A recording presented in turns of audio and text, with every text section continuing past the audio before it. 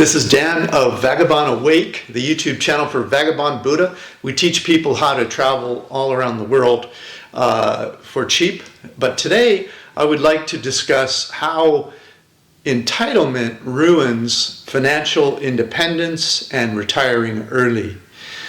So when I was young, in fact I was in high school, I bought a 1958 Volkswagen bus for $200. It had, the front end was pushed in, and I pushed it out, I sanded it down, I painted it, I carpeted the inside, and I had about 300 or 400 in it by the time I was done, and it looked really nice, and I sold it for $1,200. The whole thing took me about 3 weeks to do it all.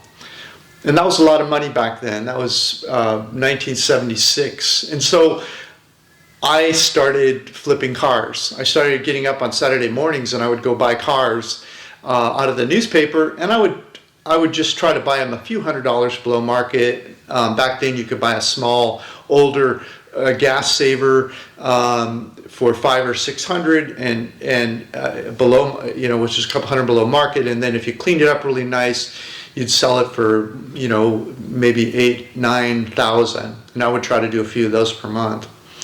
But after doing that for a few years, I had about $10,000.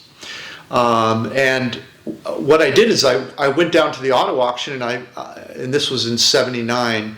I bought, for my 19th birthday, I bought a Porsche 911 Aubergine, which is like purple, Targa. And it was mind-blowing at 19-year-olds to be driving a car like that. People thought I was, and it was old, right? Because this is '79, it was a '73, so it was already 6 years old. But for me, it was beautiful, and I just felt like I deserved it. I'd flipped all those cars, and I had a bunch of cash, and I deserved it. But I had spent my working capital, and so I struggled. And I went into a couple of different businesses. Eventually, I ended up broke. Just a few years later, in 1981, my business crashed when the economy crashed, and I didn't have any working capital. I didn't have any savings, and so I had to go get a job, and that didn't feel good. How does entitlement ruin financial independence? You see, you have to, if you do well and you start making money and your ego gets involved, you'll want to go buy expensive things, buy a big house, buy a boat, buy a car, and that's fine if you can afford it. But if you do well and you have a different kind of pleasure, which is to save as much as possible and invest. So I read this book called The Richest Man from Babylon, and it said that you pay yourself first. By the way, you should read that book. It changed my life. You should pay yourself first, and you should invest, and you should live below your means. And there's a lot of books out there like Rich Dad, Poor Dad, that kind of thing. And so a few years later, after reading that book and applying its principles, I had money again. And I was able to be self-employed again, and it just felt much better. And so what I think people don't realize if they don't read these kinds of books, they think of successes as things. They think of success as proof. Like, oh, look at that guy, he's driving this car, and wow, look at their house, it's so big. And oh, he has a boat too, wow, he's really successful.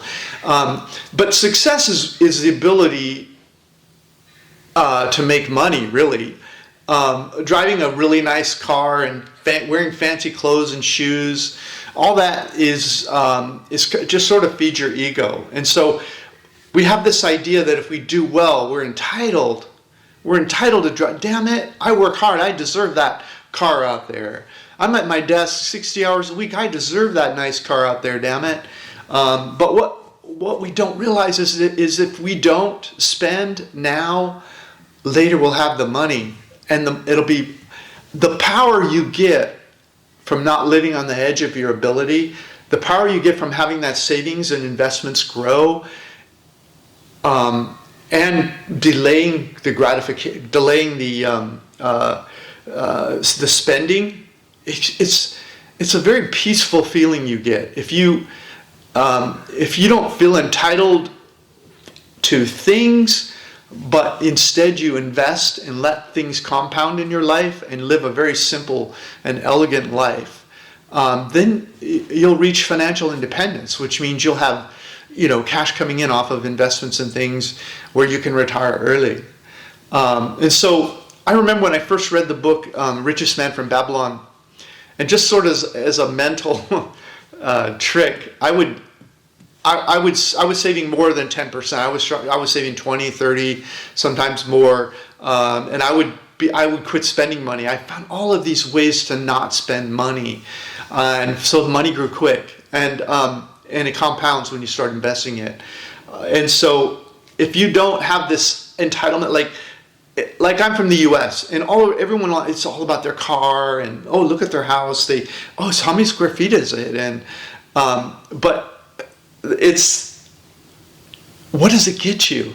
What does it get you? It keeps you chained to your desk. It keeps you chained to that job. You'll never have freedom if you keep feeding your ego that way. At least that was true for me. Now, there's people out there they spend all they want. People that start these .com companies and stuff, but I'm not one of those people. I'm like a normal guy. Do you know who told me about that book, The Richest Man from Babylon? A school teacher. The book's very old, by the way, and it's a great book. So I was in line waiting for a store to open, and this is back when I had the Porsche, and I pull up in my Porsche, and what do you do? I'm a school teacher. School teacher, he doesn't make any money. And so I was chatting with him because it was just him and I standing there, and the place wasn't open yet. And I said, so you're a school teacher? He said, no, I used to be a school teacher. I'm retired now. And I thought, he doesn't look that old. He only looks like maybe he's 50. So I said, you retired from being a school teacher. What happened? How'd you do that? Because most people work till they're 65 or whatever. And I was still young. I wasn't thinking, I want to retire someday. And just hearing him tell his story. So he read this book, Richest Man from Babylon, and he started saving he paid himself first, they call it, and he lived a very simple life. And it wasn't that long for him. It only took him about 10 years where he had a nice little chunk of money, and he had an uncle who invested in, bought street signs. When you drive along the freeway and the signs on the side of the street. And they rent those signs out to people who advertise. And so his uncle, he asked his uncle about it, and his uncle said, it's the best thing to do, blah, blah, blah. And so he bought he started buying street signs. And whenever the money came in, he would never spend the money. He would save it, and buy another street sign, buy another street sign, buy another street sign. And by the time he was in his mid-40s, he had, like 2 or 3 times as much as he was making as a teacher, because he was willing to pay himself first and not touch that money, and live a very simple life. And so he was retired. And that's the first time the idea of retirement came to me. And I always thought about financial independence, but I always thought financial independence was you'd like start a business and just huge amounts of money's coming at you just super fast, and because of the business itself. And the idea that's like save money, invest it, and no matter if you're a school teacher or a really high-flying business owner, you can retire early with financial independence. Yes, it's not about how much you make. This guy was he was a high school teacher, and he was retired by 50. Definitely buy the book, Richest Man from Babylon, and just know that if you follow the book, there's an even stronger feeling of having that money build than you'll get out of driving that fancy car. Once I sold that 911, do you know one of the first things I did is I bought another car. And by the way, after I bought that 911, I had to go to the bank. I had to go to the bank and get a loan. So I had payments of it was almost $400 a month. Can you imagine in 1979?